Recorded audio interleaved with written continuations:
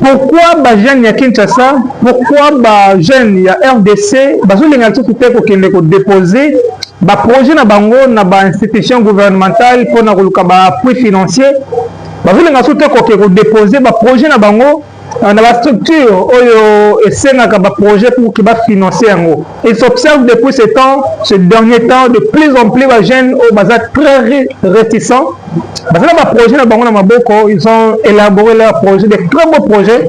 OK, une fois mis en œuvre, vraiment c'est très intéressant, c'est du progrès, c'est du développement, c'est de l'épanouissement.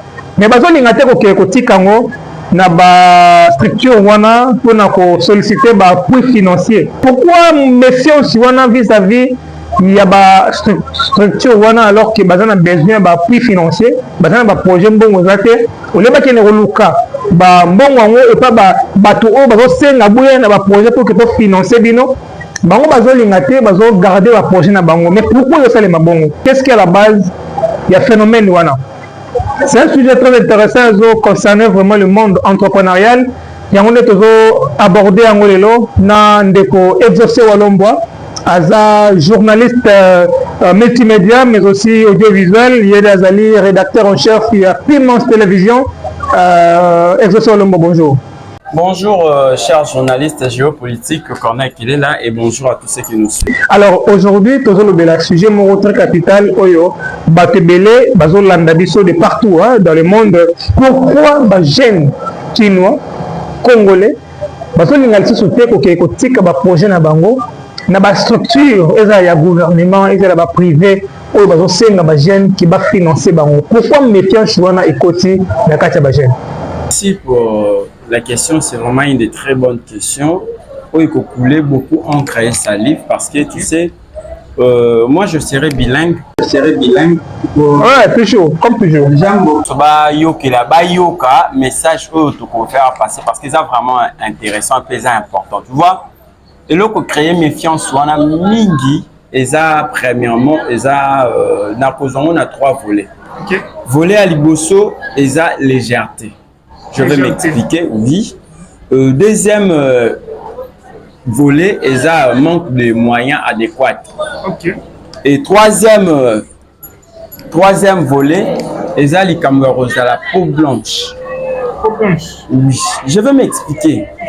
Okay. Si je peux directement continuer, dans la première volet où il y a légèreté. Tu vois, les entrepreneurs congolais ou soit jeunes ou aussi ça n'a pas classe na Congo, l'état zozoa bango vraiment na qualité.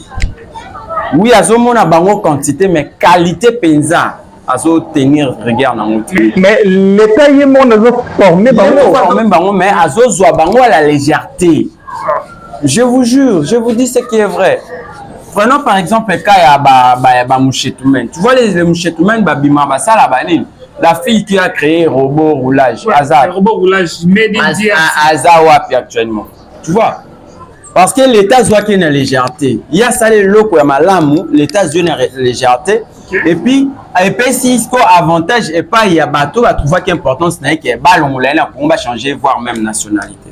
Tu vois? Donc, la légèreté n'est pas ça que comme on a méfiance. Pourquoi? La légèreté, ils ont qu'à raconter l'État. Ils ont mis une sous côté à bango entrepreneur. Non, c'est-à-dire, moto ACC classe na Congo, accueilli pour que à ça les projets qui toko, accueilli au sein appui financier, mais parce que ils ont la légèreté. Et bon, ce projet n'est vraiment à la taille. Je vais arriver. On a encore du temps, je vais arriver. Légèreté, on a un sous côté à bango bateau projet. Ok, tu peux imaginer mon ça projet à déposer quelque part avant na etika na vie ko beta ka baje à mbongo ko moni na casino ni sous prétexte ya zakata na ba winner. Suivez zate sous prétexte que azozela projet na ye ba benga. Or il y a des sages qui disent on n'attend pas à s'asseoir. Moutouazela mala moazela ya koluka. Tant on continue projet na X place, qui n'est pas na Y place parce qu'on ne sait pas manquer la nzete marote mbil était là na place manqué tu vois. Légèreté za makasi pour ani mutu soit ça déjà lo comment pas moko a komi koloba loba trop au moneka na zela nga. Kasala qui na kotisaki kutu, oui. Vous avez déjà assuré que a déjà marché. Oui, chez nous les Africains on dit que les murs ont des oreilles. Et ce qui est plus grave actuellement, les murs ont maintenant des oreilles. On parlait des murs ont des oreilles. Là, tu veux dire que qui nous quittent quand on a 4 ans, tu vas. Bon, deuxième volet. Parmi les murs ont maintenant des yeux. Mais ils ont même qui un peu plus de pouvoir. Avec plus de détails, la discrétion joue un rôle trop important dans la vie. Ça c'est sûr. Tu vois? Donc quand tu fais un projet, tu déposes quelque part. Il faut être discrète. Il faut maintenant au bandako ça va suivi. Et là quand même paye bomaka ouais les moi parenthèse et là quand même paye bomaka l'état congolais prenons par exemple les Kamababus 3000 agents sur terrain au bandako landelaka suivi al Kamaba ya ba transport mais suivi ya ba agent wana soki zate ba comme bango ni bando we la ba clé de contact na ba chauffeur bango ni bando singa kanyaka bango ni bando telemela elo ba tindi bango ba telemela ba changer kaka ni philosophie ya eloko.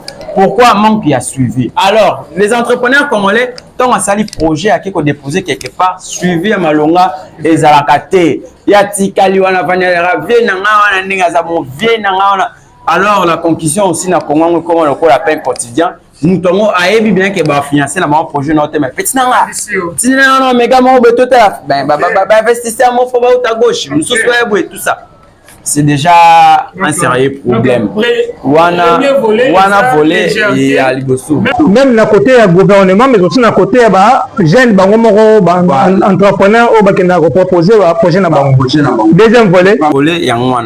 Deuxième volet, il y a manque de moyens adéquats. Parce que mon frère, je vous dis, au Congo, c'est un problème. Pour les entrepreneurs au besoin avancer mon ami mingi tame abunda na kié moko avancer na ye ti place à rekoma akoma kaka que akeneba financer. Pourquoi? Parce que c'est un sérieux problème. Le problème c'est vite par rapport à quoi? Par rapport à des moyens. Lorsque tu penses entreprendre tôt au sali projet moko boyo que déposer pour ba financer. Oui bateau faut ba financer bon c'est ngombo. Oh, comment ça? Oh Seigneur. Mais bango projet. Bango ba bengi ok papa ça projet mon que tu viens avec. OK. Ou soit tu yo peut au sali projet au tali structure X ou Y OK pour la financer. Mais ces gens-là vont te demander de l'argent. Oh non, par rapport à ce que nous allons faire, il faut nous donner X ou Y. Tu vois? Alors que projet ils en œuvre. Bango déjà il faut ba senga mbongo. Et des deux, il y a préfinancement. Nous sommes les Akaka, n'a manque de moyens adéquats. Il y a eu préfinancement. Le Congo ici, il y a de sérieux problèmes. L'État congolais devrait vraiment trouver solution par rapport à cela. Parce que c'est important, mingi na ba jeune congolais. Pour on est basé espoir de demain. La justice élève une nation. Oh, tout ça. Pour moi, un État entrepreneur, je dirais que c'est l'entrepreneuriat qui élève une nation. La justice peut intervenir, mais l'entrepreneuriat. Parce que justice va bien, mais entreprendre, c'est compliqué. Entreprendre, on va manger quoi, on va vivre comment est-ce qu'on peut survivre? C'est l'entrepreneuriat parce que Moutounion se sera comme conscient, comme il faut se prendre en charge. Je vous dis, même bateau à Koulouna et Kokita, même Toyani, bah immoralité aussi là. Mais conscience on est allé bah jeune bazan na conscience on a bazan na projet na maboko bazan ka place nini ba rose notamment quelque chose financement préfinancement oh c'est ça le vrai problème mon cher. Je prends une parenthèse, j'ouvre une parenthèse pour te dire il y a un frère à moi que j'ai été le nom à ça qui projet à 6 Histoire vraie, je vous dis. Okay. À Silici projet, à Silici classe naïe, la gestion des projets, des entreprises publiques, tout ça. Basali projet à le déchets, gestion des déchets dans la capitale. Okay. Imagine-toi, pour assainir ville à Kinshasa. Okay. Imagine-toi, même projet on a acquis le droit pour un financement, tout ça. 5 bango préfinancement. un groupe des étudiants qui viennent fraîchement de l'université. C'est mon préfinancement. Préfinancement. Le préfinancement, ils doivent varier déjà autour de 10 000 et quelques de dollars. Oh, donc, aucun projet n'a eu, mais il faut, il y a mon peu ça, nous, préfinancement. On peut ça, on est obligé de faire déjà premier pas. Premier pas, aussi, c'est à l'attaque, déjà, parce que le fait déjà d'arriver, de concevoir, parce que la conception, c'est une affaire. C'est une affaire d'une tête bien faite. C'est pour ça, là, pour analyser, ça prend du temps. Une affaire d'une tête. Faire aussi des recherches, pour quitter le terrain, faire des recherches, études du marché, études de réalité. Donc, c'est ça, ni en place, ça prend du temps. Ils ont conçu le projet pendant 2 ans. 2 ans de 2 ans, il y a conception. Qui les droits, malheureusement, c'est un bon préfinancement. Et ils ont varié près de 10 000 dollars. Mais ils vont faire comment? Préfinancement. On les dit que Bobanda, au moins le roi a un projet au sali bien. Binombo doit préfinancement Bobanda, sika boko souki là. Des biso dans la Bible bien sika maela muteba et souki ndi ensemble. Donc bango comme on va nzambe place il veut souka bango ba ye. Bato ba ye, bazata na infanté ba ye na boko financer bango. Et puis si bazoya basé sur un préfinancement mona oyo bango ba préfinancer non ki bino boye na mbongo boye bo na projet bo juste sous mon bo pesi bango baton bo même projet bo pesi bona mon préfinancement les ba bengi bino bo bandi exécution et preuve on est la raison pour laquelle on monique il y a certaines compagnies à que ba yé place mo bande ko ça avenir to place moko x y comme la point mot batiki ba Congo libisaka ba kimi batiki.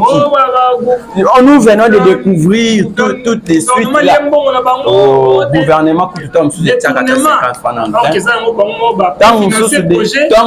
Le gouvernement continue. Là, c'est un point très important, hein? Parce que de temps en temps, tout le monde a un projet dans la ville il y a Kinshasa, même la RDCA, ouais, projet Banda qui bien, mais ça les bandits, après 1 mois, 2 mois, puis, qui est là, ni tout qui est liwana, et nous, au moins, sauté. Alors, population de Baramingi, balien bon déjà. Ok, entreprise, on a un projet, préfinancé en gros, si vous fallait le gouvernement qui s'appelle pas à réel, mais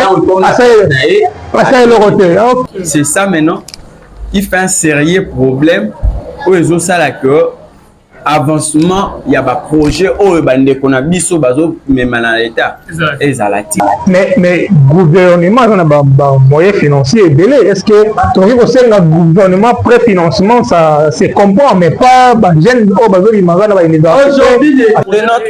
de notre ère oyo na minute na batana biso oyo na l'état congolais na biso oyo actuel préfinancement ils ont pas yo muto na projet donc imagine toi oyo na projet na yo bien construit tout ça oyo na avant o baba exécuter ngo yo moko na nous faut banda projet wana au préfinancer yango et puis bon bah ta place au komi les bon bah ça neti ngabo na projet ya média na ngai yo senga matériel esengeli et puis ne te décourage pas pour aller là-bas.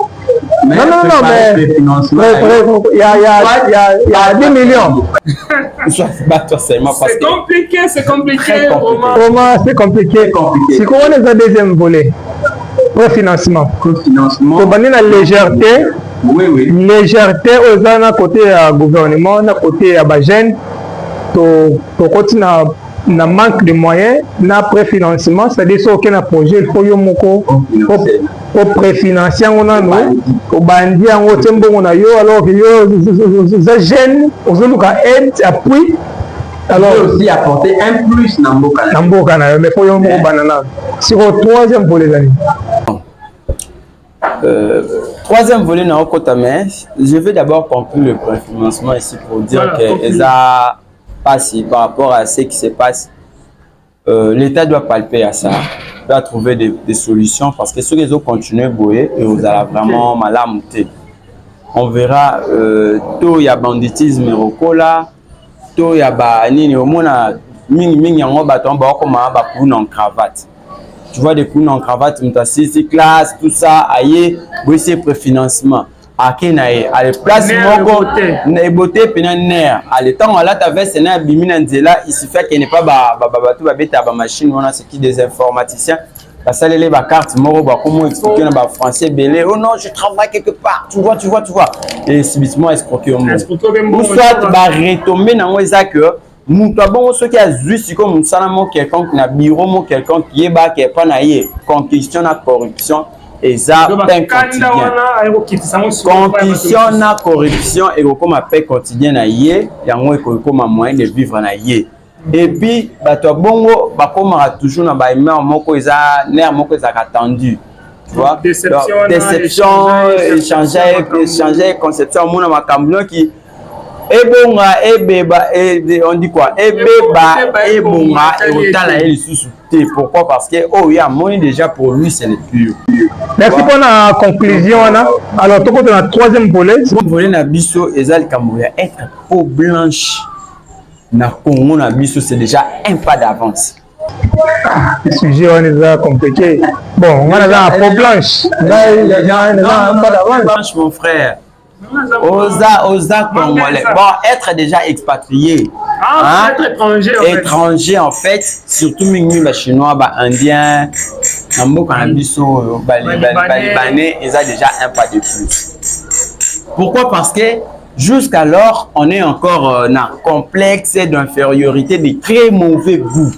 Okay. De voir le blanc, ba peau carrément les wanaka et comme hein. Moi pour trembler, c'est bateau, voire même les autorités. C'est vraiment une chose, je ne sais pas. Moi dernièrement du côté limité, fallait na kekuta na mutu moko. Na komi na 7e na bengie.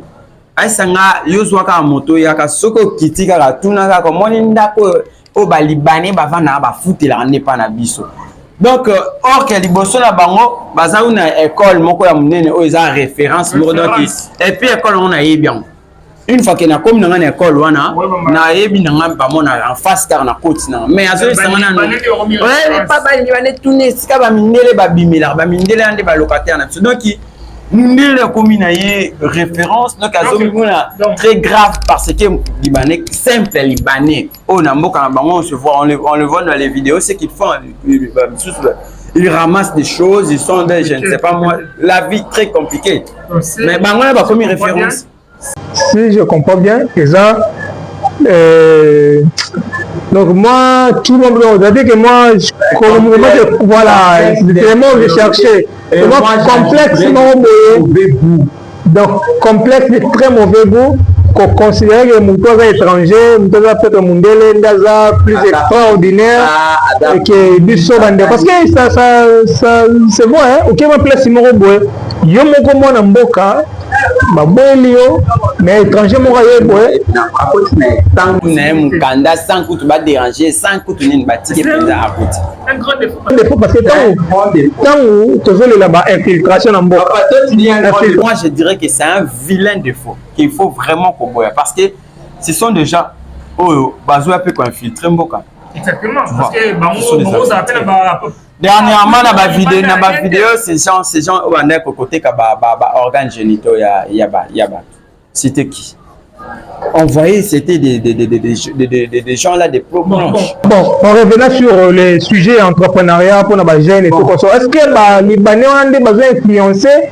que ba projet ba congolais ba jeunes qui ba jeunes congolais ils la prise en charge pour la financer de leur côté ba sa bonté je t'explique bon de leur côté ba sa bonté mais être peau blanche ils a déjà un pas pour na bon pour l'année. Un simple chinois qui vient de débarquer ici au Congo, attend de l'autre côté, limité du fait qu'Aza chinois, un ministre ou je ne sais pas moi, autorité, moi quoi, mon yaka. Toi tu fais quoi? Oh, rien. Moi j'ai de l'argent et j'ai des projets. Je te donne cet argent. Dans un projet Oyo, Congolais moko, digne fils de son pays à Memaki. Na falsifié, on a tiré signature na yo chinois. Na combien on comme na yo chinois net yo no eko présenter ngango alinga pe na zumo on a pesi yo lisusu yo chinois oye nango epa na nga neti yo moto oye na projet na préfinance. C'est ce qui se fait. Écoute-moi. C'est ce qui se fait. Une autorité APC chinois, parce que toi tu n'es pas chinois, APC chinois. Contrat au Congolais a même là qui pour nous là. Il y a un APC chinois. A quelques billets de dollars. APC chinois pour chinois a présenter en une structure on a le préfinancement. Et de son retour, yes quoi robano ko ba pourcentage. Na mbongo a ce moni nyoso au sala wana, yo nous 40%, 60% et gozo ya pas na. Mais est-ce que c'est normal là? Est-ce que c'est normal? Et puis est-ce que c'est vrai vraiment? Moi que des fois biso mo beto créer la autorité moi bon ceux les assos qui tozo créer la autorité. Pourquoi kasi ma projet ya ba congolais et zaka nani soutenir? Est-ce que c'est parce que ba chinois ne ba ya katango aye na préfinancement na aye na mbongo na yo ok na place moko boye au commis déjà aux yeux déjà moi au gagner moi réputation moi confiance ya ba au bengi ba ndeko no mususu est-ce que ba ndeko na ba gagner ba confiance ya ba à travers yo siko yo memi pas bien na yo wana bien na wana azuba moi ni moko asimbisie à la zone comme ça exactement mon maman ça ces gens là qui viennent dans des containers papa mais ils auront de l'argent comme préfinancement. Comment est-ce qu'ils vont prendre notre pays au sérieux? Comment est-ce qu'ils vont considérer nos autorités avec des bassesses morales? Ils nous trouvent sur les niveaux à la discothèque, ils nous trouvent dans des...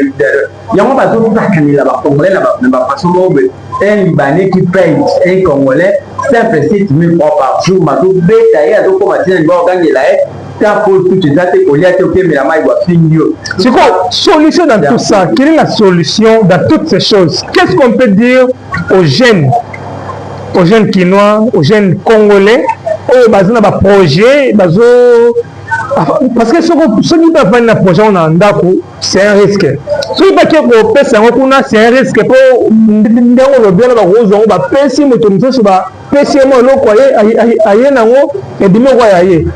qu'est-ce qu'il faut faire dans ces cas? Qu'est-ce qu'il faut faire pour les jeunes qui ont un projet, une initiative, une possibilité?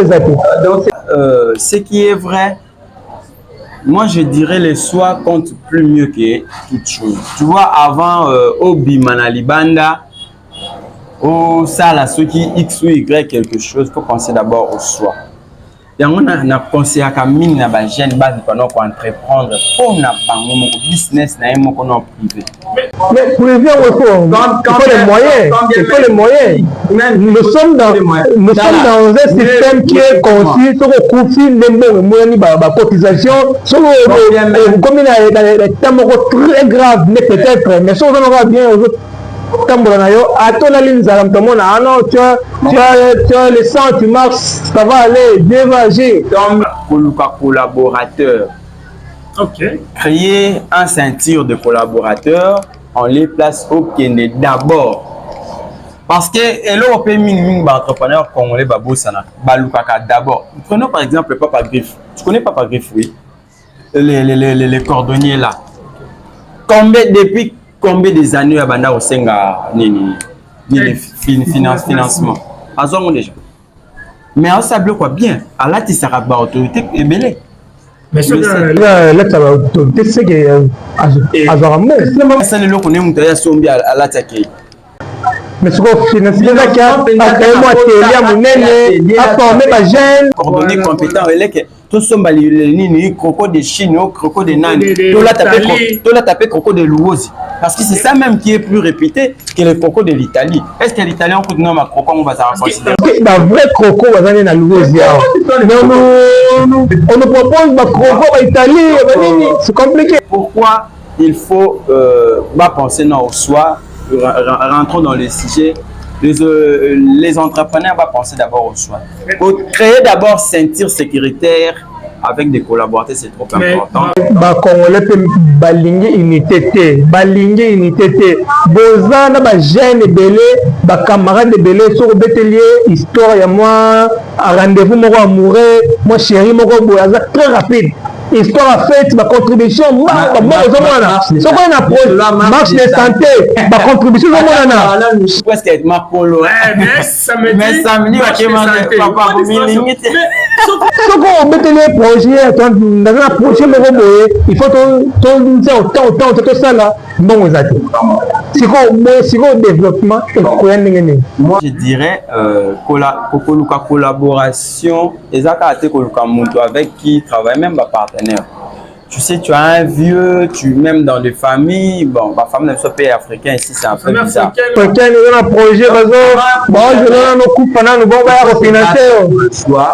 il faut premièrement se battre pour le sort comme on a point X avant Oluka. Donc, le fils qui est oui, bien sûr que comme agir on gagné des fils de 50 francs par jour. Ah, c'est intéressant déjà. C'est ça déjà intéressant. Et tant que nous oiseaux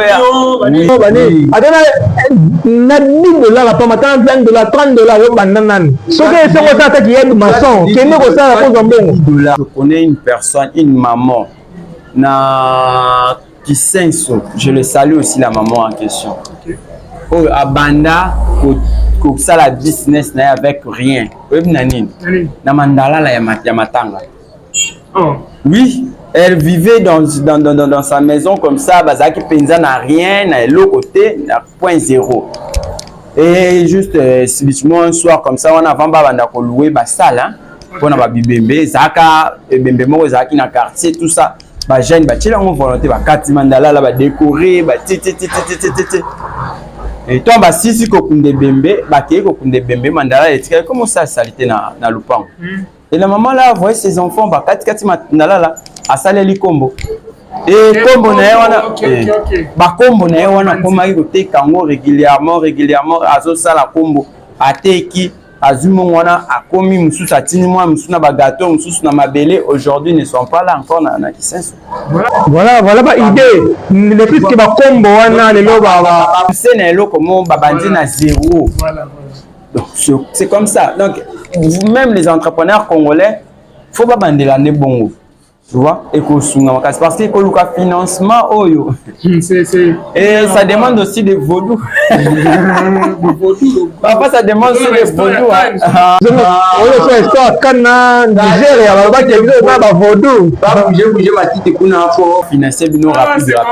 C'est vraiment compliqué. Tu vois, j'ai fini avec l'histoire, il y a Peau Blanche.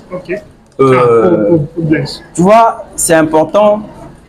Il y a ça là, que sa valeur na bisomo africain, na congolais surtout. Pourquoi? Parce que nous avons la bisomo azate. Prenons par exemple un chinois ou aya qui n'est un conteneur et si tu veux PC mbongo pour atonga ya bino banzila. Penses-tu vraiment bien sûr que na conteneur tia que bandando tout comme on passe. Alors raisonner dans ça la table point ça bien. Pour à la prochaine vous avez un conteneur on ne passe il y a raisonné on a mais ça le Congolais fait le faire. Ça veut dire que place au prenons par exemple même yanda kuna moko. Tu dors chaque fois dans bête ou quand on passe le jour tu auras de l'argent pour bon ça mettre. Oh le baké na bon ça ka moi partir au monsieur se passe. Oh le bas na pique nous à dire 50 cm Mathieu on Nicolo. Et quand tu viens à Yaki na conteneur et ton va faire financement quand il y a pas sa conteneur wana et je salé qui a 4 bambou wala bambou on a nemo avec des autres retomber alors c'est la bino prince moko après 2 ou 3 semaines et comme il n'a pas d'eau et pendant ce temps bah ingénieur congolais d'architecte congolais bazali pourquoi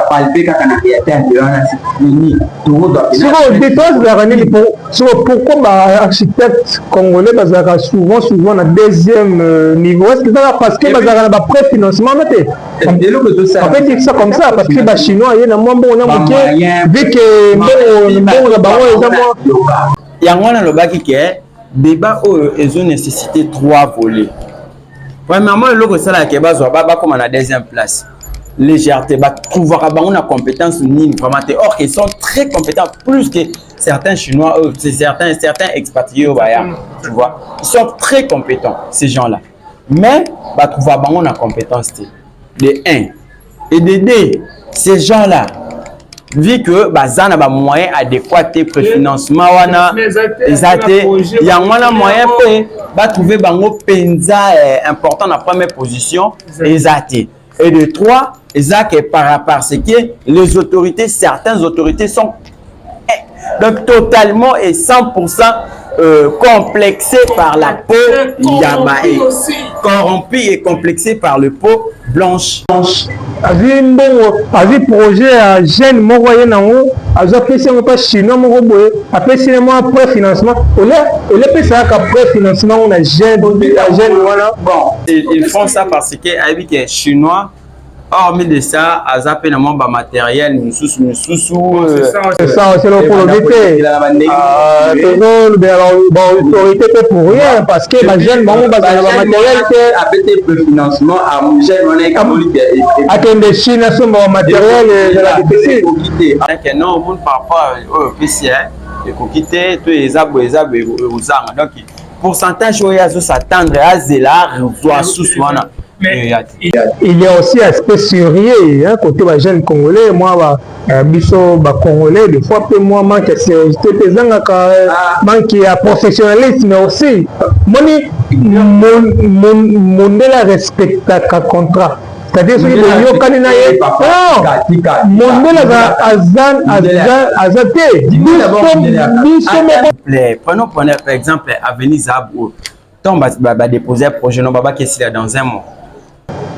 Est-ce que ça faut faire déjà faut bateau il faut pas financer projet déjà autre le ba il y a bandi préfinancement et comme sur bango bamba qui fait zangi ezate alors hier alors acheter est-ce que aux autres pensez que bon aux amis maman chez les amis et puis projet certaines et bo baba o ba ko kanga ba Jamal ko ba ko kanga tout ça.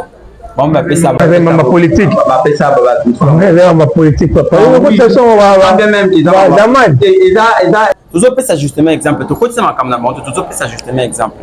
Certaines personnes baba peut savoir Tommy Kanye trop na makamba nzela mais ba jeune congolais bazaka na projet banzela te ba projet za ebele ba innovation technologique, projet à santé, recherche scientifique.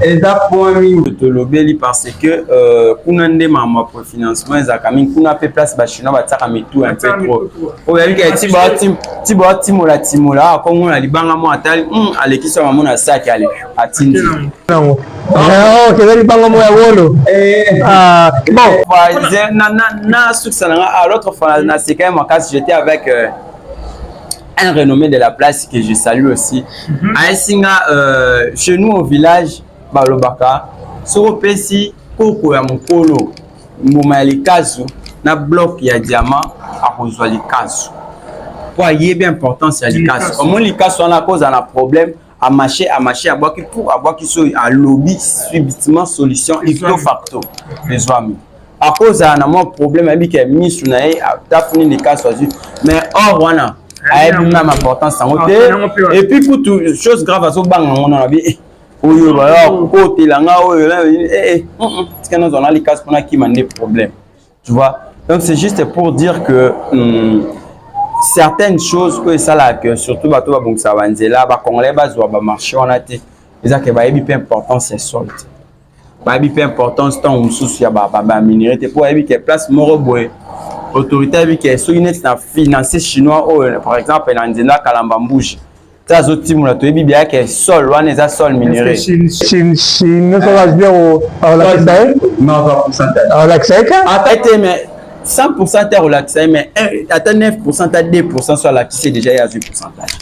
Mais comme on laisse merci quoi les banga mo ya bien akundi en peu de choses pour azoyer bango pété donc c'est juste pour profiter seulement de demander aussi aux autorités bala qui ça rappelle na bana ba minerai to yeba ke oyo zani ni importance aujourd'hui bon ils ont les réseaux sociaux ils ont na soro koti na Google obeti komba minerai aujourd'hui ba jeune bazana ba téléphone belé mais non qui va TikTok telle la danse telle foot distraction mais faut faire la recherche ba adresse ça quand j'étais ba bon ça rend autant examiner Donc cela veut dire que moni notion wana ya koyeba que minerais za boni tonga mona se cultiver za pour na mutunyo sauter bien quand bien même qu'il y a certains qui le font.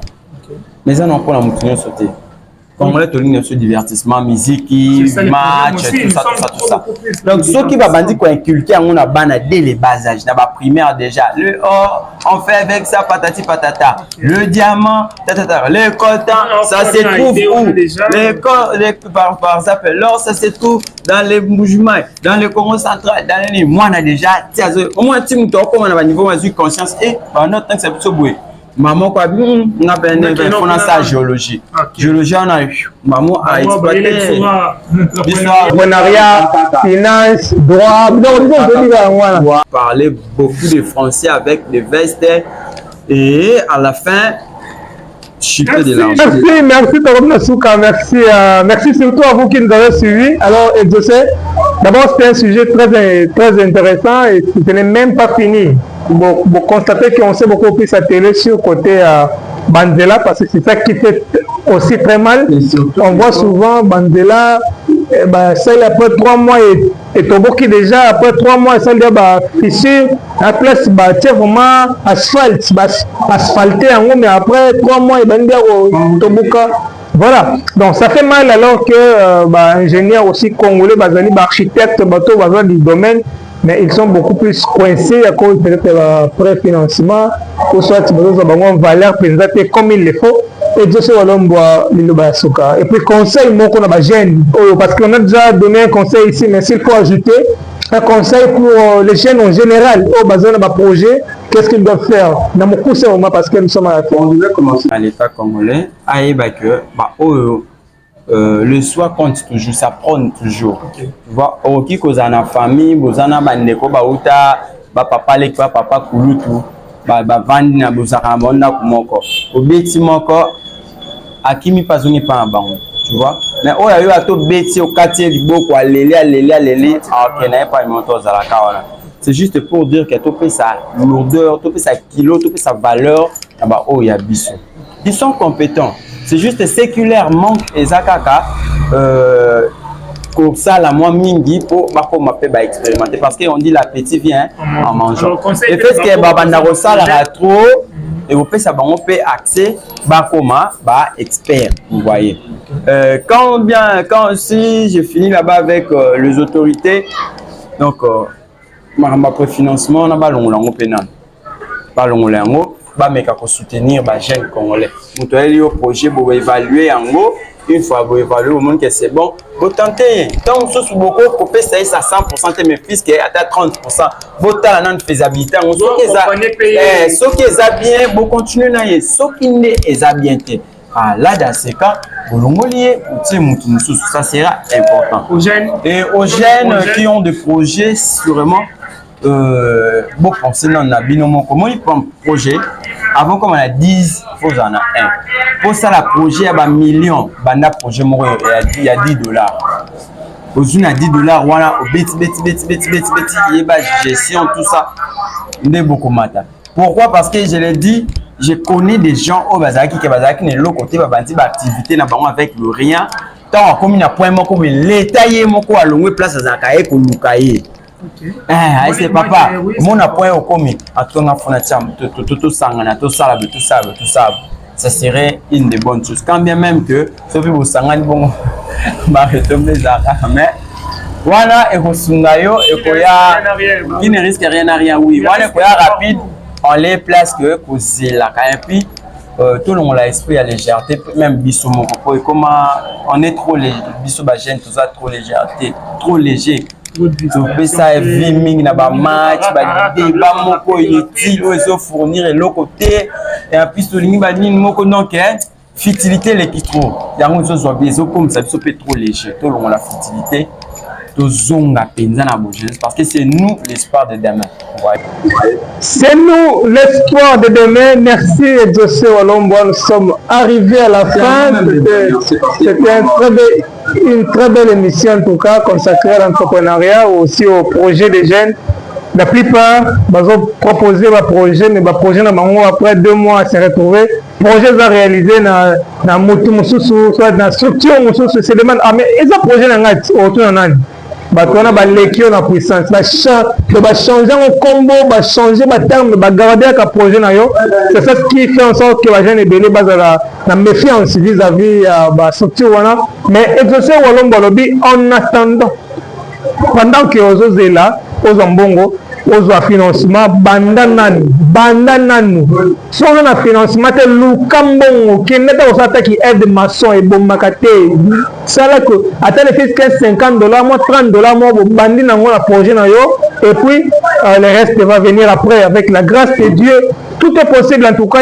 Il suffit de commencer d'abord au Tiens d'Ambeli pour prier, mais aussi l'union fait la force. Il faut aussi avoir des gens pour prier, avoir aussi des amis au côté d'un projet, malgré tout ça, dans l'environnement, beaucoup plus de ma fête, ma chérie. Il y a plus d'ennemis que d'amis. Voilà, mais les bons ne restent jamais. Chez nous, on dit Soso Pembe avant la Mboka.